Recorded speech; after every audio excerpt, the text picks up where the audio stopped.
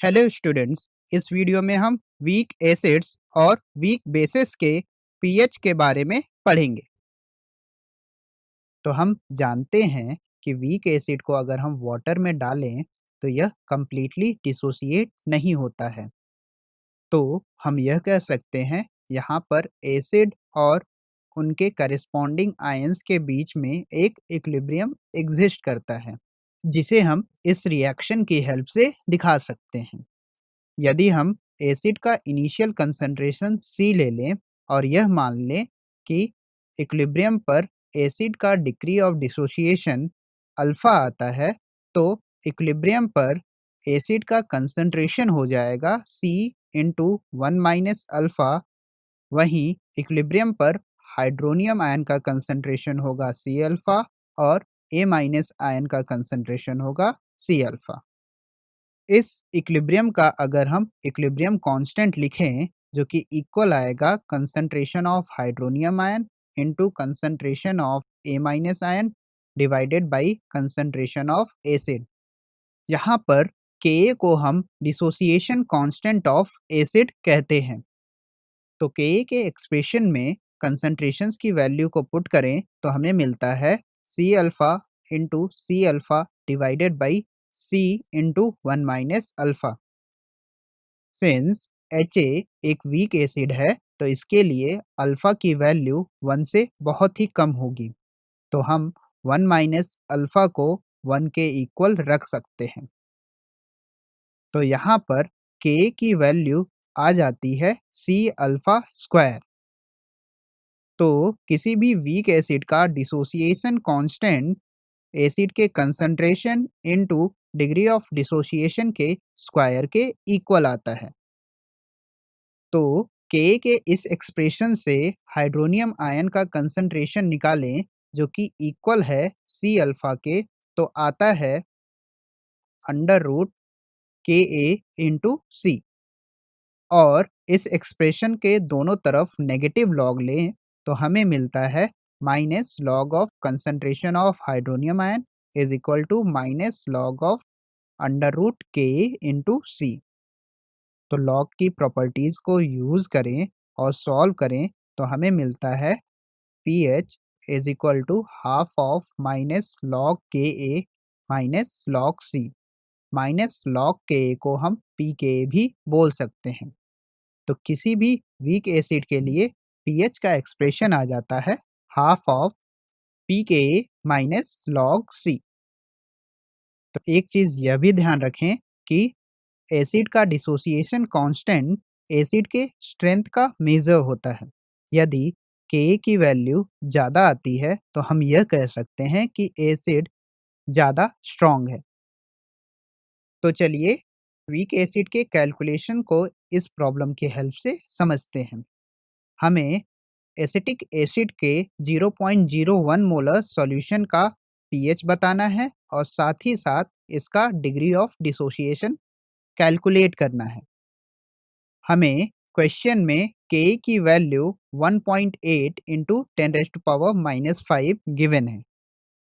तो चलिए देखते हैं कि एसिटिक एसिड का पीएच कैसे निकालेंगे। क्वेश्चन में के की वैल्यू गिवन है और हम पी के ए को माइनस लॉग ऑफ के लिख सकते हैं।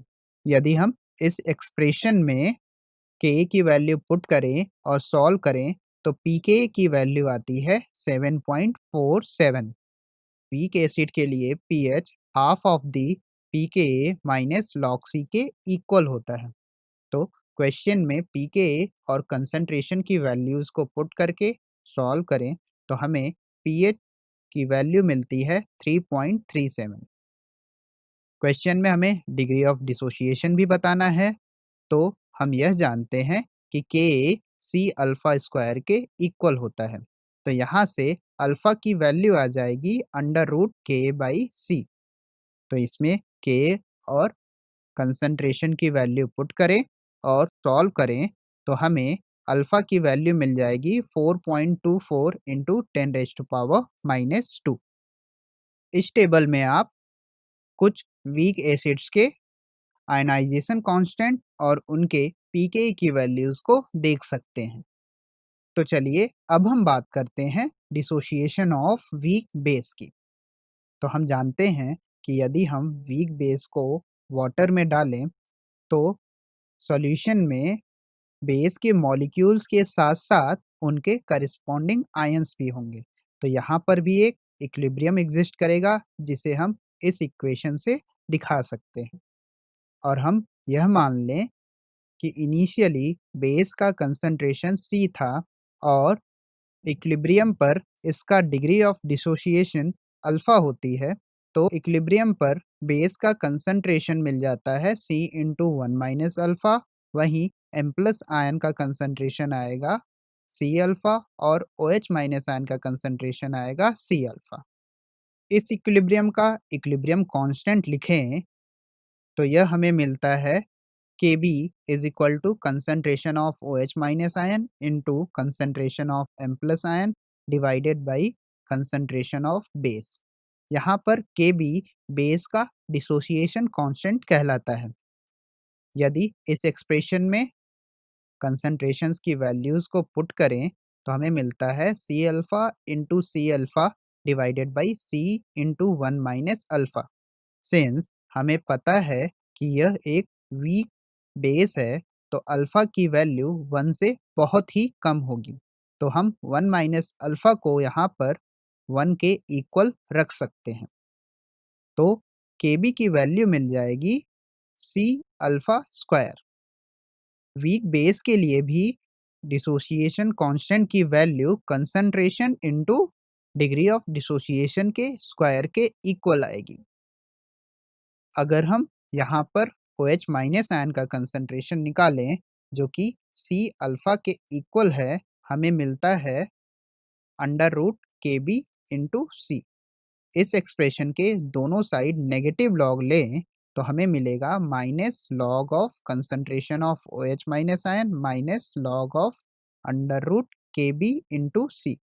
Minus log of OH minus ion को हम POH लिखते हैं और लॉग की प्रॉपर्टीज को यूज करें तो हमें POH की value half of the minus log of Kb minus log C के इक्वल मिल जाती है। माइनस लॉग ऑफ Kb को हम PKb लिख सकते हैं। तो यहाँ पर POH का एक्सप्रेशन आ जाएगा half of the PKb minus log C। ध्यान रहे Kb बेस के स्ट्रेंथ का मेजर होता है। तो यदि Kb की वैल्यू ज़्यादा है तो हम कहेंगे कि बेस स्ट्रॉन्गर है। इस टेबल में आप डिफरेंट वीक बेसिस के Kb और PKb की वैल्यूज़ को देख सकते हैं। यदि हम HCl का एग्जाम्पल लें तो सॉल्यूशन में HCl कंप्लीटली डिसोसिएट हो जाता है तो हम इसे स्ट्रॉन्ग एसिड कहते हैं। वहीं अगर हम एसिटिक एसिड की बात करें तो यह सॉल्यूशन में कंप्लीटली डिसोसिएट नहीं होता है तो इसे हम वीक एसिड कहते हैं। तो चलिए देखते हैं एसिडिक स्ट्रेंथ किन किन फैक्टर्स पर डिपेंड करता है। यहाँ पर हमें HF, HCl और HBr में यह बताना है कि कौन सा ज़्यादा एसिडिक है। तो इनमें से जो स्पीसीज आसानी से H प्लस आयन लूज कर पाएगा वह ज़्यादा एसिडिक कहलाएगा। तो हम यह जानते हैं कि ग्रुप 17 में जैसे जैसे हम नीचे जाते हैं तो एटम्स का साइज बढ़ने के साथ साथ हाइड्रोजन और एटम के बीच का बॉन्ड लेंथ भी बढ़ेगा। बॉन्ड लेंथ बॉन्ड एनर्जी के इन्वर्सली प्रोपोर्शनल होता है।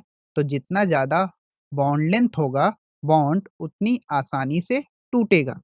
तो एसिडिक स्ट्रेंथ का ऑर्डर आ जाता है कि HI सबसे ज़्यादा एसिडिक होगा क्योंकि इसकी बॉन्ड लेंथ सबसे ज़्यादा होगी। वहीं HF सबसे कम एसिडिक होगा क्योंकि यहाँ पर HF बॉन्ड बहुत ही स्ट्रॉन्गर होगा और आसानी से टूटकर H प्लस आयन नहीं दे पाएगा।